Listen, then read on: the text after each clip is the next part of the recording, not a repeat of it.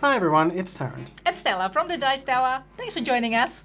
Today we'll be teaching you how to play Timelancers, game designed by Juliana Chang, Kenny Haidt, Teresa Ho and Lee Ho. We are using a prototype copy here of the game, so the rules and components may not be final. Let's get to it. It's the 22nd century. Time travel has been invented, perfected, weaponized and banned. Players now play as Timelancers, freelance mercenary time travelers with access to their own personal time machines to access and change the past for anyone who'll pay. Whoever can best tactically repeat or revise the past will earn the most merit points and win the game. To set up, lay out the board and the 16 city tiles to make up the city. Tiles may be placed either side up. You can do this in any random configuration you wish, provided Timelancer headquarters is in the center of the board and is adjacent to 6 other tiles, and every tile is adjacent to at least 2 other tiles. Use 1 or 2 enforcers and their decks depending on your player count. For each enforcer in play, shuffle the decks and draw the top card, then place the enforcer on the matching city tile. Separately shuffle the 4 decks of event cards and then deal out 3 face up from each into a row. These are the different moments from history which, at the start of the game, you'll be able to repeat or influence. Give each player their own time machine board, the matching coloured character card, 1 random faction card, which should be flipped to either the basic or advanced side depending on how you wish to play, and 2 cards from the side job deck. The players will look at these and each choose 1 to keep face down. Take your coloured goal markers and your Timelancer mini, who is placed with all others at Timelancer headquarters. Choose a first player who gets the first player marker, $5 and 1 time gem. The second player gets a second time gem. The third player gets a $6 but only 1 time gem. And fourth gets $6 and 2 time gems. You're now ready to play. In Timelancers, players are mercenaries selling access to historical events.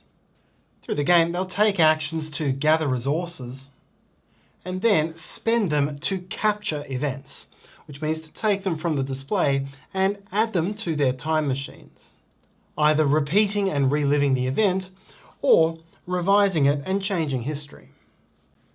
The events that players capture will build up the capability of their actions and score them points at the end of the game. The game is played in turns, starting from the first player and going clockwise around the table. On each turn, a player will take a total of 3 actions, in the city, in their time machines, or a combination of both. Once you're done with your 3 actions, you'll replenish any empty spaces in the event market, and play will go to the next player clockwise. At the end of each round, that is immediately before the first player takes any turn, you'll move any enforcers who are in play. Remember, there'll be 2 in a 1 or 2 player game and only 1 in a 3 or 4 player game. Draw the top card from each enforcer deck, shuffling the discard pile if necessary, and then move the enforcer to the matching city tile.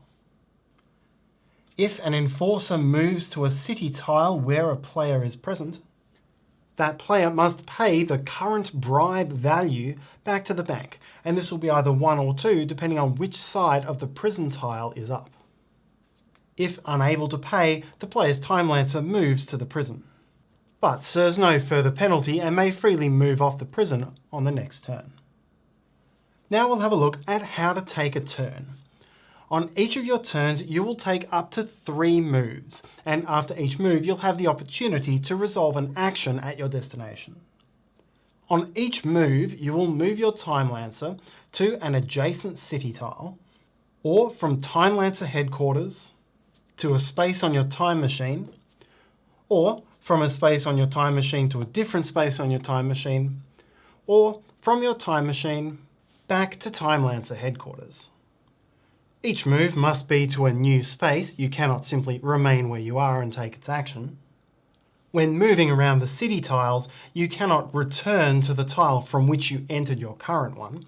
For example, the next move could not be back to Timelancer headquarters. This restriction does not apply within your time machine. And while you may enter and resolve the action on a tile containing another player's Timelancer, you cannot end your turn there. You must have enough movement to move away. If you move on to the prison tile or a tile containing an enforcer, then you must pay the current bribe to the bank. If you cannot, then you're not allowed to take that move. After each move, you'll have the opportunity to take an action. When you move to a city tile, you may take the action printed on that tile.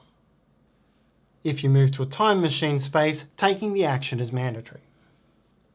Now we'll look at some of the city tile actions. These 6 tiles, which I'm showing around Timelancer headquarters, are the places that you'll go to gain the basic resources. And these are the resources you'll need to capture the events in the game. The cheapest resources are the med kits and the attaché cases. Medium cost are the disguises and weapons, and expensive are the cameras and communicators. The actual cost and benefit depends on which side of the tile is face up. Any resources gained are added to your character card. And you can hold a maximum of 10 at the end of each action. If you go above, you must discard down. The circle represents any resource, and at the market you can make an exchange of one resource for another, or one resource for 2 others, depending on the side. At the bank you can gain money. At Timelancer headquarters you gain a time gem, and at the jeweler you can buy 2 time gems. These do not count as resources. You keep them next to your character card and they're not subject to the 10 resource limit. There are some other city tiles, but before we look at them, we need to understand how to use your time machine. When you choose a time machine space, you must first pay its time gem cost, which ranges between 0 and 4. Here it would be 2 time gems, which must be returned to the supply. Secondly, if there's already an event captured in that slot of your time machine, and it's currently positioned so that there is an action adjacent to the time machine, represented by this lightning bolt, then resolve that action. So in this case, you would gain 2 weapons. If the event in the slot shows a continuous effect with this infinity icon, then do nothing. These are passive abilities which you can utilize for any of your time machine actions, even if you're in a different slot to the card which has the effect. Thirdly, you'll resolve the action that is associated with that slot of your time machine. The 6 actions on the right-hand side of your board are the ones you'll use to capture events. Each action will tell you either to repeat or revise an event, and will tell you whether the event is M for modern, MA for Middle Ages, or A for Ancient. The further back in time, the more time gems it's going to cost to activate your machine. Choose any face-up event card from the display whose era matches the era of your action. Pay its resource cost back to the supply. Then, if you chose a repeat action, then place the card right way up into an empty slot of your time machine which respects chronological order. So in this case, an 1863 event could go here or here, but must go before the 1890 event. If there is no empty slot to place it chronologically, then you must slide other events to the left or right in order to make space. Now gain money based on the repeat reward on the card. The revise action starts the same way. You'll choose a card, pay its same cost, and then choose a suitable slot chronologically. But you'll flip the card over to its revise side, and you'll gain the slightly higher revise reward. But now your revision of that event changes history for that sort of event. All matching coloured events that you've captured, which are chronologically later than the one you just revised, get flipped over to their other side. That is, from repeat to revise, or from revise to repeat. This will change the actions or bonuses available to you. Likewise, all matching coloured events that any other player has captured, again, that's chronologically later than the event you just revised, are flipped over as well. Finally, all matching coloured city tiles on the main board are flipped to their opposite side. Some of the tiles will change colour when flipped. You can see the colour and action of the other side based on this icon here. Having seen how events are captured, let's now look at the other actions. This action allows you to flip any one event, the same way you would if it had been revised by an effect in the past. This one allows you to flip any one city tile on the main board of your choice. This action lets you reserve an event. Choose any one face-up event or a face-down event from the top of the deck. Then put it in your reserved event slot. Only you may capture this event, and you may do so with any future repeat or revise action. You can reserve at most one event at a time, and if you wish to reserve another, return your old one to the bottom of its deck. With this side of the courthouse, you can steal a reserved event from another player. With this side, you can reset one colour of event card, discarding the 3 face-up cards to the bottom of its deck and drawing 3 new ones. With this side of the laboratories, move yourself immediately to any other city tile and resolve its action. With this side, copy the action of another city tile without moving. At the engineer and the locksmith, you can buy an upgrade or a time lock. Upgrades are immediately placed into one of the time gem cost slots, and it permanently reduces the cost to take that action in your time machine. A time lock is placed on an event which doesn't already have a time lock. And if any future action were to force that card to be flipped, then you would instead leave it where it was and discard the time lock. Upgrades and time locks are both worth merit points at game's end. The final action is the capital, and depending on your side, this allows you to draw 1 or 2 side jobs from the deck. Add new side jobs to a face-down hand. You can hold a maximum of 4, so if you ever gain a 5th, you must discard the one you don't wish to keep.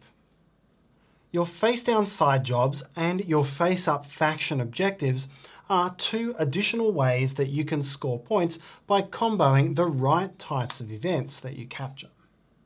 For side jobs, simply keep them hidden. You'll reveal and score them at the end of the game. For your faction goals, you'll use your goal markers to keep a running tally of how many you meet.